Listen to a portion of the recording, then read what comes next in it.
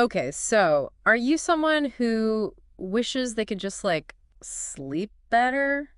I think we can all relate to that. Right, because same. And that's why we're doing this deep dive. We're going deep into all this awesome advice from this sleep hygiene handout I found. Love it. Sleep hygiene's so important, but so often overlooked. Totally. And there's some seriously interesting stuff in here. Like, get this. It says, even decaf coffee can affect your sleep for up to 10 hours. 10. Yeah, a lot of people don't realize that even decaf still has caffeine. It's like a betrayal. Right. It's like you think you're making the healthy choice, but your body's like, nope, still wired. Exactly. The handout actually explains why this happens. Caffeine's a stimulant. Exactly. And it takes time for your body to break it down, even that small amount in decaf. So even if you're not feeling super buzzed, it's still messing with your sleep cycle. So basically, no more late night decaf if I want a good night's rest. Pretty much. Unless you're cool with a few hours of staring at the ceiling. Hard pass on that one. Okay, another thing the handout says to avoid naps altogether. How is that even possible? I know, it sounds rough, especially for those of us who love a good power nap. Huge nap fan here. But the thing is, napping, especially late in the day, can really disrupt your body's natural sleep-wake cycle, which is known as the circadian rhythm. Circadian rhythm, that's like our internal clock, right? Exactly. It's like this 24-hour cycle that tells our body when to be awake and when to sleep. When we nap, we're basically telling that clock to hit the snooze button. And then it's all messed up. Exactly. And a messed up sleep clock means a worse night's sleep. Makes sense. So no more naps. What about this whole consistent sleep schedule thing? The handout talks about how important it is, even on weekends. It's super important. Consistency is key when it comes to sleep.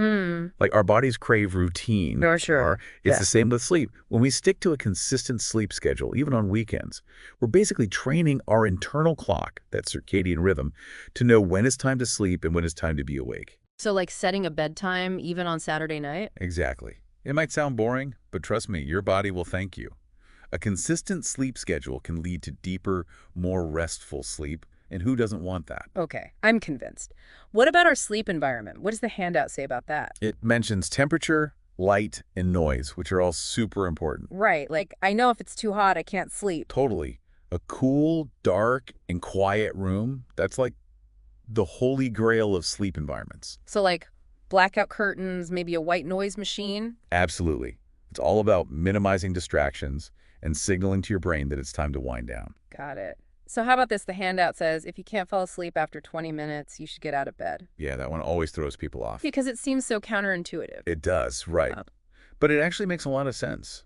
When we lie in bed, stressing about not being able to sleep, we start to associate our bed with anxiety instead of relaxation. Which makes it even harder to fall asleep. Exactly. So by getting out of bed and doing something relaxing like deep breathing or listening to calming music, we break that negative association. Interesting. So we've covered caffeine, naps, sleep schedules, and our sleep environment. Anything else? One last thing the handout talks about, the connection between what we eat and how we sleep. The food-sleep connection? I'm always a little skeptical of those, but the handouts seem pretty adamant about it. Oh, it's a real thing. Our diet can significantly impact our sleep quality. For example. Well, for example, did you know that even a handful of walnuts before bed could potentially help you fall asleep faster? Walnuts? Seriously? Yeah, walnuts are a great source of tryptophan, an amino acid that helps your body produce melatonin and serotonin, which are essential for regulating your sleep-wake cycle. Wow. So much good stuff in here. I feel like I've learned so much. Me too. This deep dive has been amazing. So many great takeaways about how to improve our sleep. But if you're listening and feeling overwhelmed, just pick one or two things that resonated with you and start there. Exactly. Small changes can make a big difference. Totally. And hey, here's something to think about as you start experimenting with these sleep tips. Have you ever considered keeping a sleep journal? A sleep journal. Yeah. Track what you eat, how much you sleep, and how well you sleep. You might start to notice some interesting connections that can help you personalize your sleep routine even further. Love that idea. It's like becoming your own sleep detective. Right. And who knows what sleep mysteries you might unlock.